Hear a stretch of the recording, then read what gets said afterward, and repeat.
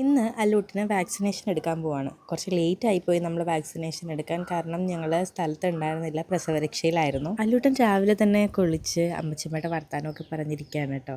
ഞാൻ അപ്പോഴേക്കും ഫുഡൊക്കെ കഴിച്ച് വേഗം റെഡിയായി. അപ്പോഴേക്കും ശരത്തേട്ടനും എത്തി. ഇതാ അച്ഛനും മോനും വാതിക്ക് എന്നെ കാത്ത് നിൽക്കുകയാണ്.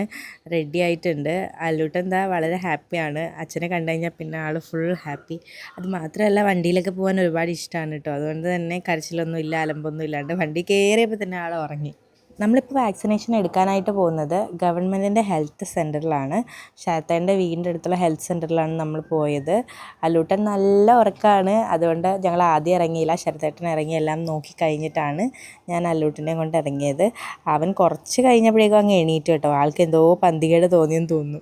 ഗവൺമെൻറ്റിൻ്റെ ആയതുകൊണ്ട് വാക്സിനേഷൻ എടുക്കുന്നതൊന്നും നമുക്ക് വീഡിയോ എടുക്കാൻ പറ്റിയില്ല കേട്ടോ. 3 ഇഞ്ചക്ഷൻ എടുത്തു ആൾക്ക്. പാവമുണ്ട്, അപ്പം തന്നെ നല്ല കരച്ചിലായിരുന്നു. പക്ഷെ പെട്ടെന്ന് അങ്ങ് സെറ്റിൽ ഡൗൺ ആയി ആൾ അങ്ങ് ഉറങ്ങി കേട്ടോ. അത് കഴിഞ്ഞുള്ള പ്രശ്നങ്ങളെല്ലാം വീട്ടിൽ വന്നതിന് ശേഷമായിരുന്നു. വന്ന ഉടനെ തന്നെ അമ്മച്ചിയമ്മ എൻ്റെ കുഞ്ഞിൻ്റെ കാലെവിടെ കൈയെവിടെ എന്നൊക്കെ പറഞ്ഞ് നോക്കുമായിരുന്നു. അല്ലൂട്ടിനാണെങ്കിൽ ചെറിയതായിട്ട് ഇങ്ങനെ കരഞ്ഞുകൊണ്ടേ ഇരിക്കുമായിരുന്നു. അന്ന് അവൻ എൻ്റെ കയ്യിൽ നിന്ന് മാറിയിട്ടേ ഇല്ല. എൻ്റെ കയ്യിൽ മാത്രമാണ് അവൻ കരയാതിരിക്കുന്നത്. ഇങ്ങനെയുള്ള സിറ്റുവേഷൻസിലാണ് ഒരമ്മയും കുഞ്ഞും തമ്മിലുള്ള ആത്മബന്ധം എത്രത്തോളമാണെന്ന് നമുക്കിങ്ങനെ മനസ്സിലാവുക. കുറേ നേരം എടുത്തുകൊണ്ട് നടന്ന് പതിയെ ഒന്ന് കിടത്തി നോക്കിയപ്പോൾ ആൾ സുഖമായിട്ട് കിടന്നുറങ്ങി കേട്ടോ.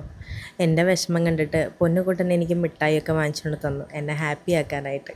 എത്രയൊക്കെ ബോൾഡാന്ന് പറഞ്ഞാലും നമ്മുടെ കുഞ്ഞ് വേദന കൊണ്ട് കരയുന്നത് കാണുമ്പോൾ ഏതൊരമ്മയുടെയും മനസ്സൊന്ന് പിടയും അല്ലേ?